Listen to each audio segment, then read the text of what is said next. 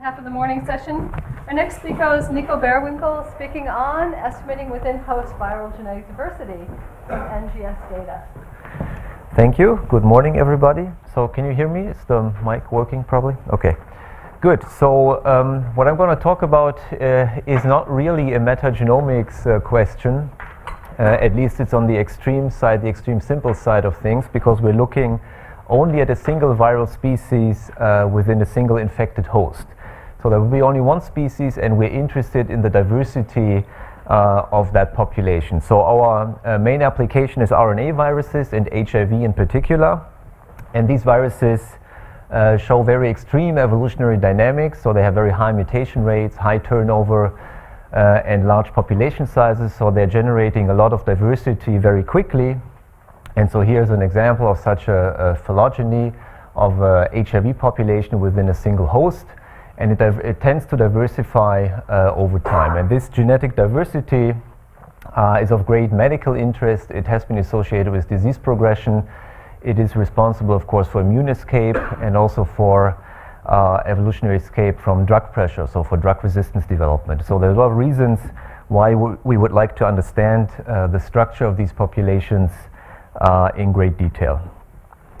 So a common model for these RNA viruses is a so-called quasi-species model. So for the virologists, that typically just means, well, there is a lot of diversity. But there's also a mathematical model developed by Manfred Eigen a few decades ago that is a simple mutation selection balance equation. And I will come back to that equation later in my talk. But for us, for now, there is a diverse population of strains that differ in some at some positions of the genome, and we would like to assess the structure of these populations. And again, this is just a different representation of this from a real data set, where each haplotype that has been inferred here is represented by such a disk, such a dot here. And the size is proportional to the frequency or the logarithm of the frequency of this type. And we have also done some phenotypic annotation here in terms of drug resistance. So the goal is to detect also these low frequency subpopulations that harbor drug resistance mutations, because these are relevant when it comes to designing a new treatment for the patient. So the approach then is similar to what you are used to. So you start with the mixed sample, and the mixed sample here really means it's an isolate of a specific and a known virus, HIV typically, and the different types here really differ usually only in a few positions of the genome. Okay. Is that okay? Sorry. Different types are indicated by the different colors here, and they typically differ only by a few SNVs in the genome or maybe some indels. So then you use next generation sequencing of this mixed sample, and of course the important property of these technologies is that the individual molecules are amplified separately here. So in contrast to Sanger sequencing, which would give you only a consensus sequence, an average of the population, you are really taking a sample of the population. That's the basic idea, that the read data you're obtaining is a statistical sample of the underlying population. So you get a large set of reads, and we of course always have a reference genome, so we can align to a reference genome and then start analyzing these data. So the different reads are of course at the end of the day characterized by different mutations or SNVs that occur on these reads. And of course, there's a problem here because the sequencing technology is not perfect. So in addition to these true biological variants, you will see sequencing errors in the data. So the main challenges of this approach are now as follows. So we start with a large set of reads obtained. I'm sorry about this. I don't know why it... Maybe it's another problem. Okay. So we start with a large set of reads, and our goal is to infer the haplotype structure of the population. So that basically means we would like to know the number of haplotypes here, their DNA composition, and also their relative frequencies in the population. So we're basically asking for all you can ask for, right? We want to know this population in great detail. We want to know everything about it, basically. So the first step is, of course, the alignment or the mapping. And although the problem is here much easier than in other metagenomics projects, there is still uncertainty in the alignment problem. That's the first issue. The second one is that there is a number of confounding sources of variation next to the true biological variation, sequencing errors and others, and I will comment on these a little bit on the next slide. And of course, in general, the read length is shorter than the genomic region you are interested in. HIV has only 10,000 bases, but most commonly Illumina sequencing technology is used, of course, so it's still much shorter than what you're interested in. So I will not talk about alignment anymore, but I will talk about these two, and typically they are addressed within a single model. Of course, all of these three cannot be separated really, but I will not, as I said, talk about alignment, but rather talk about these number 2 and 3. So in terms of the confounding sources of variation, just to remind you, well, there's the true biological variation, first of all. That's what we're interested in. That's what we'd like to quantify. And I'm sorry about this. I don't know why this happens all the time. Then, of course, there can already be contamination in preparing the sample. And then, really, a major issue is. You may have to plug your charger in somewhere. Yeah, but then I have to. That will take a minute, so maybe let's not. You happy? Okay. Yeah, I will. If it's not too annoying for you guys, sorry about it. Okay, so there's contamination. And then there's, so these are RNA viruses, right? So you start with a RT-PCR and then typically use PCR to amplify the sample. So this is a major problem because you can introduce errors here, you can introduce recombinants in particular, and you can also selectively amplify depending on the choice of the primers and the true variation in the sample. The amplification will not be uniform. So these are major experimental problems that I cannot address. But there's something to keep in mind. And then there's, of course, sequencing errors of the sequencer itself, and that can be, of course, single base errors or indels. So there's a lot of places here where we're introducing errors, basically, and every single error counts here because I really want to know the full structure of the population, right? Okay, so this reconstruction problem can be addressed at different spatial scales. The smallest one is to look at a single column of the multiple alignment of the reads. That is basically then just an SNV, single nucleotide variant calling problem. So you look into a single column and you have to decide whether all of the characters that you find here are really true biological variants, or maybe there are sequencing errors. So in this example, there's a T here that is a sequencing error, and you need to decide that. So the next scale is what I call local haplotype reconstruction. That basically means you look at the local window of the multiple sequence alignment such that you have still a large number of reads that overlap the window. Then, of course, you don't have the problem of short reads anymore because you're restricting yourself to a small window. But of course, you're not solving the full problem. The full problem is what we call the global haplotype reconstruction problem. And that really means assembly of the reads into the different haplotypes of the population. So there's a number of models that try to address this problem, and in the following I will show you some more details of some of these.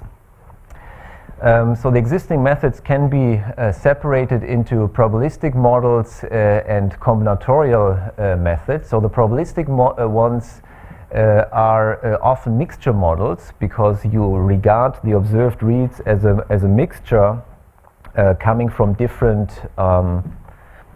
haplotypes in the underlying population, and I will show you a little bit about this one. Then there's a hidden Markov model approach, and I will also give you the flavor of this one. And then there's a fairly large number of methods trying to analyze the read overlap graph, so they are more related to the classical assembly approach, and some of these also look at the conflict graph. So these are usually full probabilistic models in the sense that there is a statistical model, there is a likelihood, and so on. Whereas these ones are more combinatorial, so they try to solve optimization problems at the end of the day, and there is no probabilistic interpretation usually. So I will, as I said, I will give you a flavor of the mixture and of the hidden Markov model, and then I will present you a new approach that we developed recently that's also based on the read overlap graph. And I will start looking at the mixture model by looking at the local problem. There is a generalization to the global problem, but I will start doing it in this local context. And the idea is very simple. So you look at this local window, and you have your different reads or substrings of reads in this window. And the basic idea is just to do a clustering of the sequences, right? So you try to group these sequences together in such a way that within the clusters they are more similar to each other than between the clusters. And the hope is that you group together the ones that come from the same haplotype, like the blue ones here. And the remaining variation within a cluster is just sequencing error. So if that works successfully, then you really end up with these clusters. And within each cluster you can form, for example, the consensus sequence indicated on top here.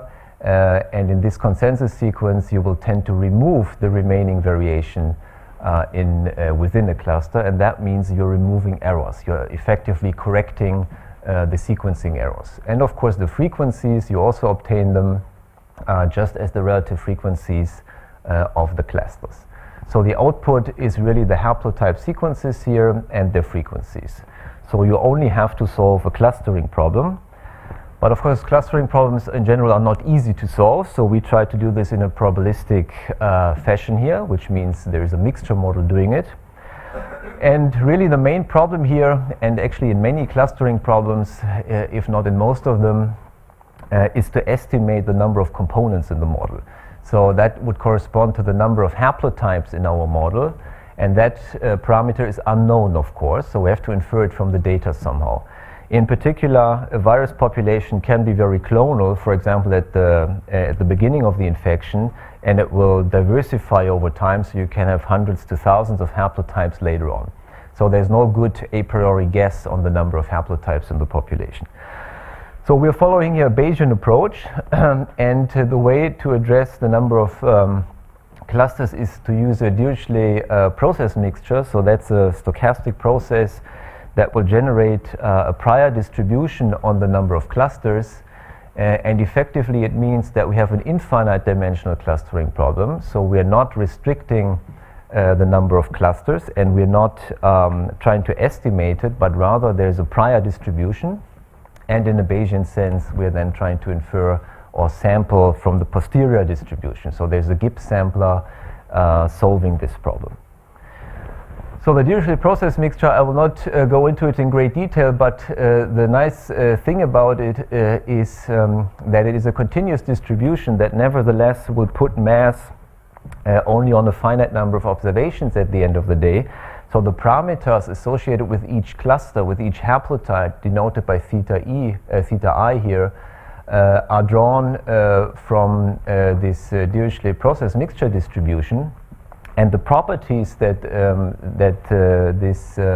this model will have is, if you're assigning samples to clusters, then the probability, if you have already assigned I-1 samples and you take your next sample number I, the probability that you're assigning it to one of the given clusters is proportional to the size of this cluster, and the probability that you're opening up a new cluster will be proportional to a parameter alpha. So there's a single parameter basically controlling how likely it is to open up a new cluster, to add a new haplotype to your solution, and otherwise you're assigning to the given clusters.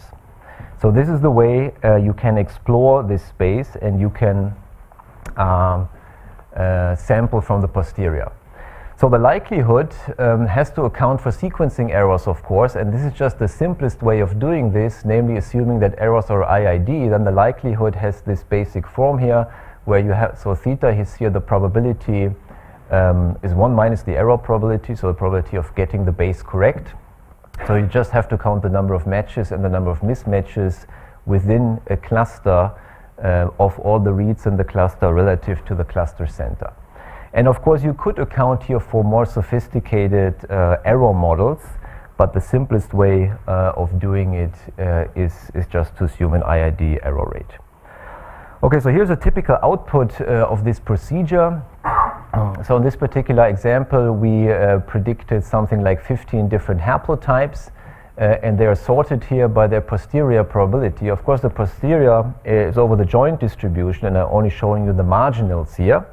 And you see that the first 10 have very high posterior of almost 1, and then there's a number of additional ones with lower posterior. And the estimated frequency is shown in red here. We also have a distribution, a posterior distribution over those indicated by these arrow bars here, but they tend to be very small, so you cannot see it most of the time. So in particular, you can have a low frequency haplotype that you haven't seen very often, but nevertheless your confidence, your posterior probability of it can be very high. And the other way around, you can have haplotypes actually with higher posterior frequency, but much lower posterior. So here's really value in having a statistical model as compared to just taking the frequency of a haplotype. That used to be a common way to solve this problem, to just say, well, I believe a haplotype if it has a certain frequency. That turns out to be, of course, not an optimal solution. So for this particular example, we used actually a mixture of 10 different haplotypes that we knew, so it was a control experiment, and so we were happy to find these 10 haplotypes back here. Okay, so next I want to talk about the global problem. So now let's look at a longer genomic region, and I want to show you the hidden Markov model that we developed to do this. So the philosophy is now a little different. So now, rather than trying to enumerate all the haplotypes in the sample, we basically have a statistical model that tries to estimate the distribution of these haplotypes. So we're no longer thinking of this virus population as a finite collection of haplotypes, but rather as a dynamic system, and we're trying to estimate the distribution, the probability of finding any one haplotype within that population. In particular, this model will also account for recombination.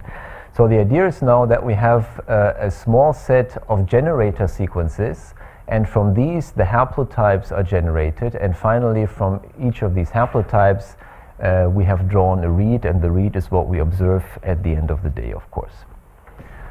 So recombination is modeled now by allowing for switching between the generators. So in this example, this haplotype here may arise by picking this haplotype first, then switching to the red one here. That will give rise to a recombinant haplotype. And of course, you can draw reads from anywhere here. In particular, also there will be reads over the recombination breakpoint. So as a probabilistic graphical model, this hidden Markov model looks like this. So here's our hidden Markov chain denoted by these variables z. They indicate the choice of the generator sequence, which one to pick. And at each position, I have now in these, so these mu's are probability tables. These are probability distributions over the 4 characters, A, C, G, T. So they account for mutation. So altogether, I'm generating the haplotype character by looking at the generator sequence plus allowing for mutation here. So the haplotype sequence at the end of the day is generated by mutation and recombination. And with a certain error probability, this is the sequencing error probability, I'm drawing reads from these haplotypes. So the generators are encoded in these tables here. The haplotypes are unobserved hidden random variables, and only the reads, only the shaded gray nodes are observed random variables. So this model has many parameters because I have to estimate all these probability tables here for all of the generator sequences. So we have to regularize the model in a very strong way in order to enforce sparsity on the parameters. And there's L1 type of penalties here, such that in the end of the day we can do map estimation, maximum a posteriori, and there is a variation of the EM algorithm doing this. So you can efficiently estimate all these parameters from data. And again, if you have done that, then this part of the model will encode the haplotype distribution. So if you know the parameters here, if you've estimated these parameters, you have access to the distribution of the haplotypes. You do not have a finite list of haplotypes, but rather you have, in a parametric sense, estimated the distribution over the haplotypes. Okay, so next I want to talk a little bit about the combinatorial approaches and one of these in particular. So they are usually based on the read graph or the read overlap graph. You have seen this graph already this morning, and so this may be a nice reminder. So here's a very small example. Suppose you have 3 true haplotypes in your population, and think of these as long haplotypes, as long sequences. They are not so long because it's just my toy example, but think of this as the true population. So then you're drawing reads from this population by doing a sequencing experiment, and you may get this. You get much more in reality. And of course you don't know which of these reads comes from which of the sequences, so the nice coloring here is something you don't have in reality, of course. So on the first step you collapse duplicates, so if 2 reads are identical, you just keep one of them. And now you simply look at the overlap, so you're looking whenever 2 reads are overlapping and they agree on the overlap. And then the read graph simply has as vertices, has one vertex for each of the reads, and we draw a directed edge if these 2 reads overlap and they agree on the overlap. That's, let's say, the simplest way to construct this graph. And there's a begin node here connecting all reads that start in the first position, and there's an end node here where all reads that end in the last position of the genome connect to. So the name of the game now is to use this graph to infer the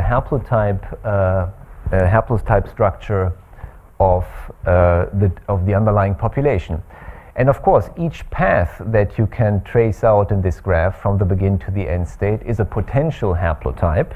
So this is what I've done on the next slide for you for this small example. So for example, you can start here and you have 2 choices here, you go up, then you have to go here, you have 3 choices here, so you take the upper path and then you end here. That will give you this blue haplotype.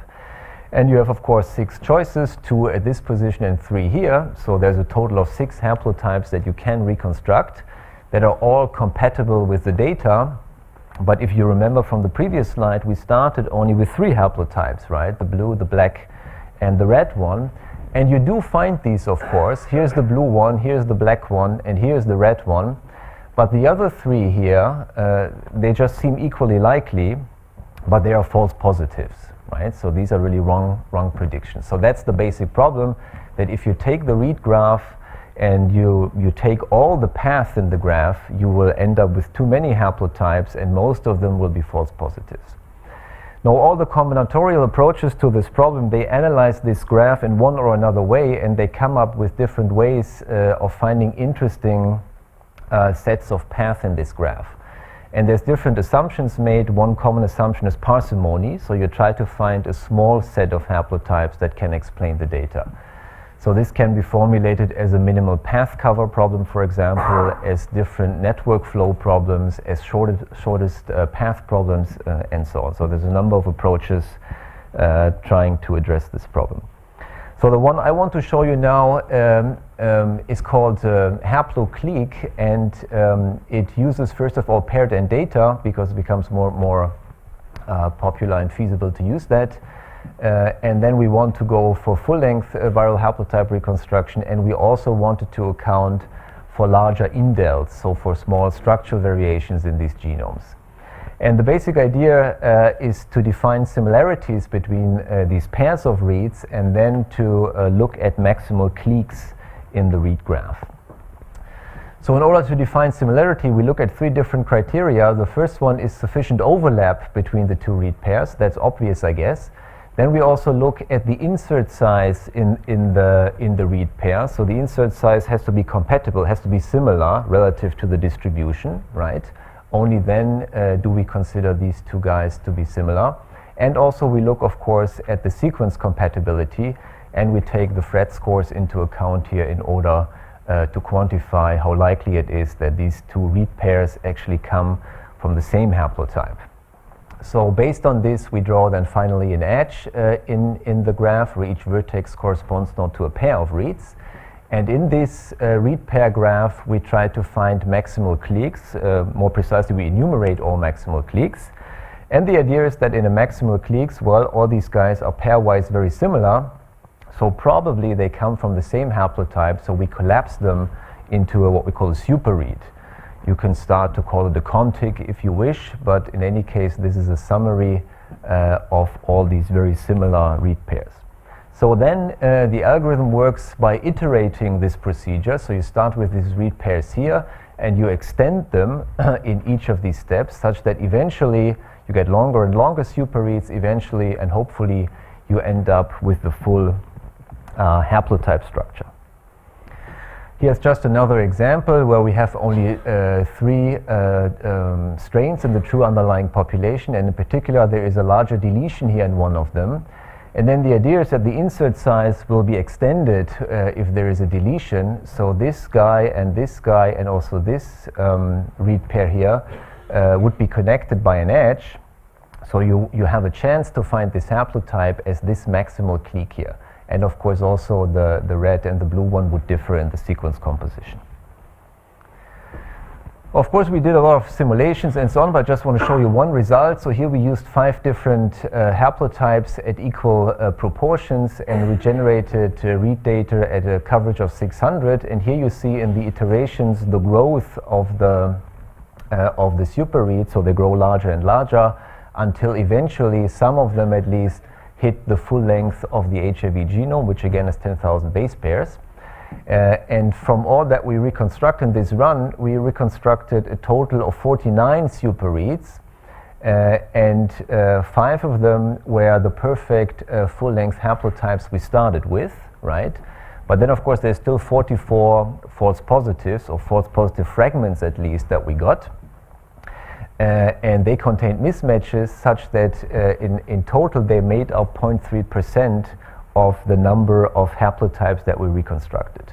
And this amounts at the end of the day to an error rate of 0.012%. So the good news is that this procedure reduces the total error rate drastically, and we end up with very few false positives. But of course, if you just count the number of fragments you still end up with in the end, then you have a large number of false positives still. So this error rate here, we briefly compared it to a few other haplotype reconstruction problems. 2 of these we have been developed or in part developed in our group. And you see that the reduction of this error rate is substantial, and the other programs here are more in the range of 1 to 2%, where this is 0.01%. The number of haplotypes that they reconstruct differs a lot. Some of them produce many more false positives. Some have a smaller number. But none of these other methods got these 5 haplotypes precisely correct, right? So only with our method we got all of these 5. So precision is very high, and precision in this strict measure, of course, is actually 0 in these comparing methods. Okay, we also looked at the ability to detect indels, also in simulations, but I want to jump to some real data here. So this is a sample from a HCV patient, so hepatitis C virus patient. And so we did amplicon-based sequencing of a region that's 2,500 base pairs long. And we used the MySeq technology, so 2 times 250 base pairs.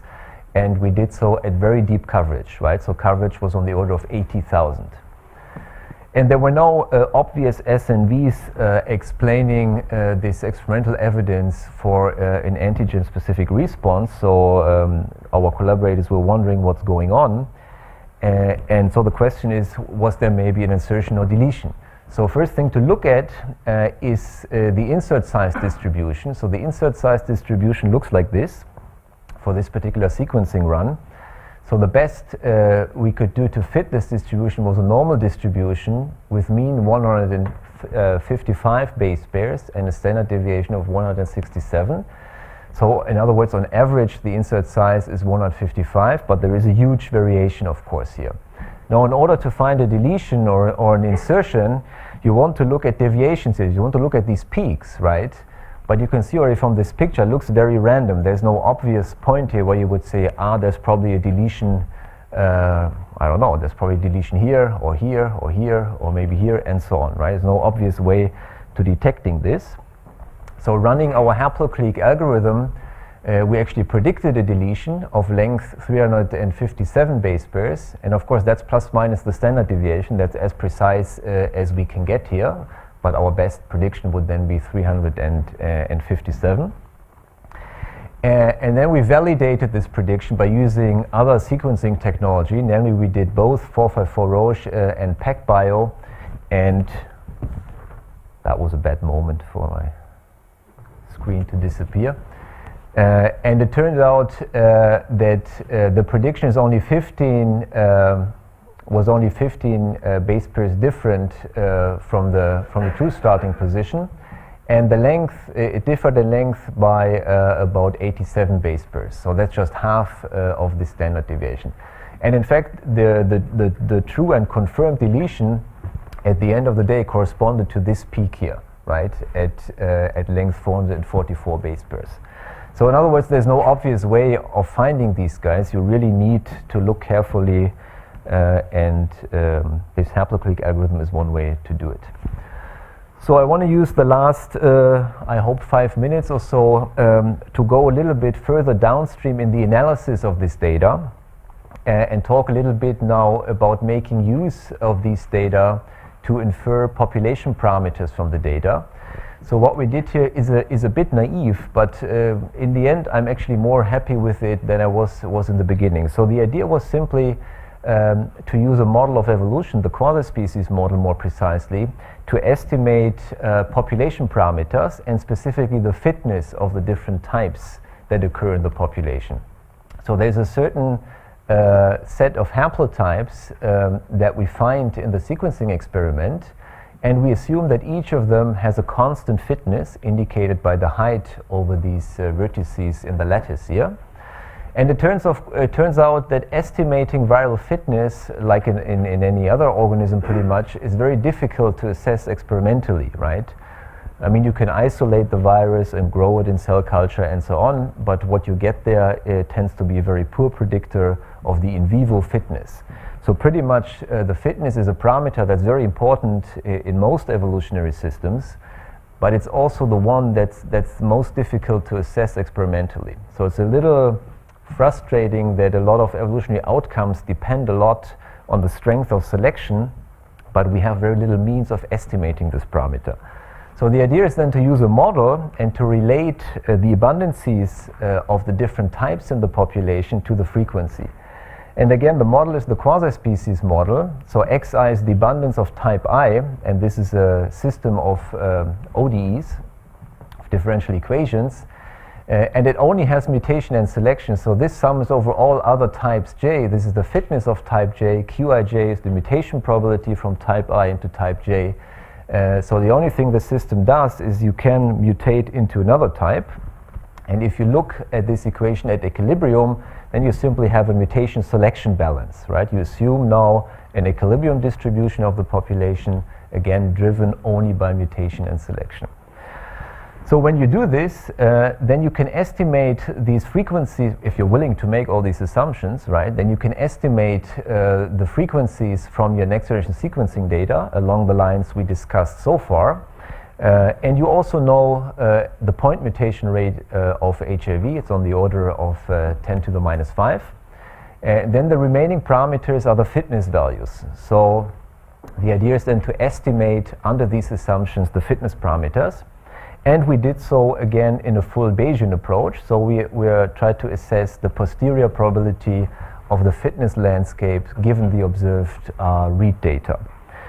And technically the most challenging part is to find an efficient way to sample from the posterior, but I will not go into this and show you a few results. So first of all, I want to emphasize again that there's not a one-to-one relationship between the frequencies of the individual strains and their fitness.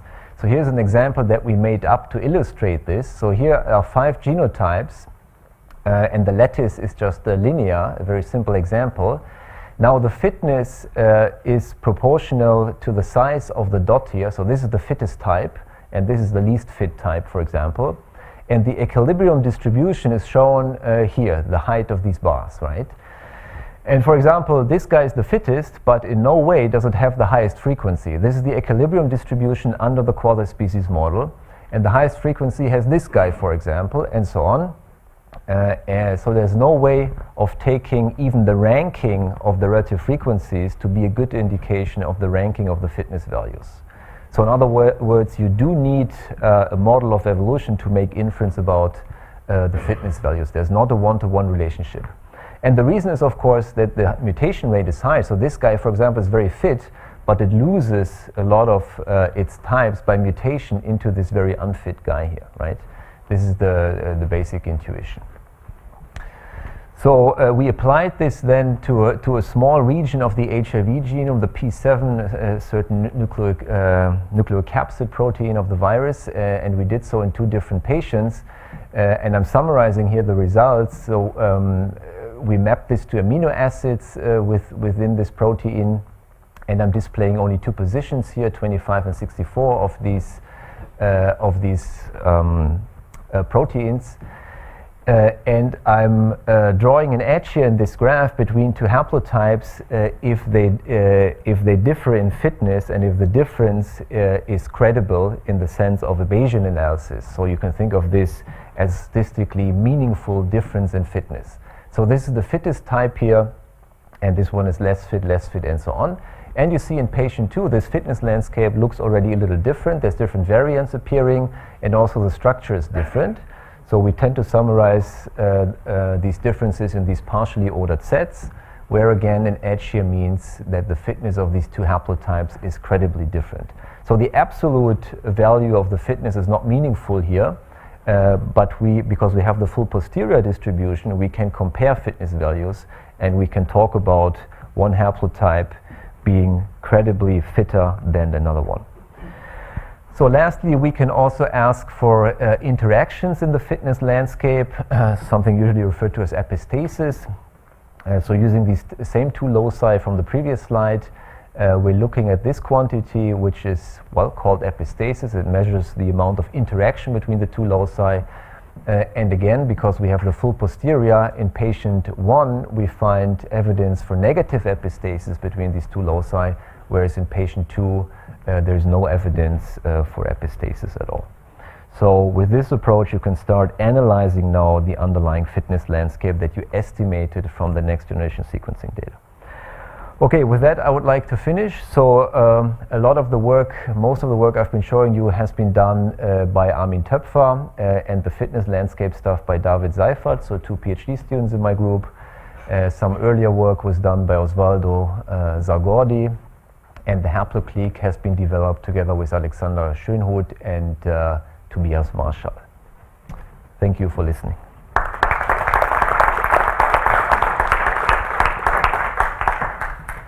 We just have maybe 4 questions. So,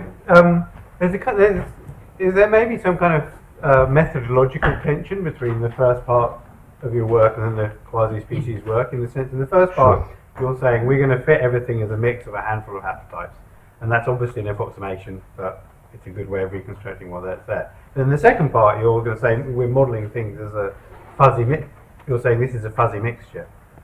Okay. So in some sense, are they just 2 completely different worlds, or how do you reconcile that kind of? Yeah. Well. Okay. So in this, you're referring to this one versus the previous part. So what we're doing in this one is, so we would run the methods from the first part first to give us the haplotypes, and we would use those in this model. Right. Isn't that a bit dangerous in the sense? Yes, I would agree. Well, dangerous, I don't know, but it would be nicer certainly to have it in one model, right? And conceptually, that's easy. I mean, we can, write it down and so on, that's fine. But technically, the problem is, as I said, sampling from the posterior is computationally difficult to do that efficiently. So we just got it to reasonable problem sizes, running by starting already with the clean data that comes from the first step. I mean, the problem is basically that these. So here we're just assuming multinomial sampling, right? The reads just come from multinomial sampling from the haplotypes. That's relatively easy, but that is not a good error model, of course, right? Because there's different error patterns and so on, and putting all of this into this one model, on paper is easy, right? But solving it doesn't work so far. So yes, you're absolutely right. It's a bit of a shortcut right now to cut it into two pieces. I absolutely agree. On the other hand, of course, this is only one very specific application where you are willing to make the quasi-species assumption, you're interested in fitness and so on. I think there's a general starting point to have the full haplotype structure, to have the population. You want to do different things, of course, right? So, yeah. Do you get any sense of how smaller haplotypes you can detect with this? Yes. How small? You mean in terms of frequency? So, yes. Well, the answer is it depends, of course. But we did a lot of simulations doing that, right? So, okay, there's different approaches for this one. I'm not sure I have. So yeah, you cannot see it here from the ordering, but okay, it depends on the coverage, of course, you use for sequencing. It depends on the error rate and pattern of the machine and any other steps you do in the experimental procedure. And it, of course, depends also how similar the different haplotypes are in the population. So in other words, it depends on the true structure of the population. So in this experiment, for example, as I said, we mixed here 10 clonal types together for control purposes, and we tried to do that at different declining frequencies. And you see that the smallest ones here are almost on the order of 10 to the minus 3. But there's no simple answer, right? For example, if you have only 2 haplotypes, let's say, and they're very different from each other, then the problem is much easier than having a large population with a lot of very similar haplotypes. So there's no simple and single answer to your question. And it's not just a case of sequencing deeper and deeper.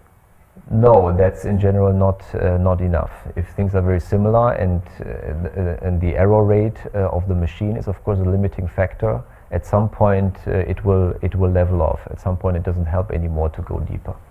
And that parameter alpha that kind of decides how many different haplotypes there are, do you estimate that, or is it a kind of tuning parameter? So the parameter alpha, no, the parameter alpha, okay, so asymptotically it doesn't matter, right? So alpha only determines, when you sample from the posterior, how your sort of willingness to introduce new clusters.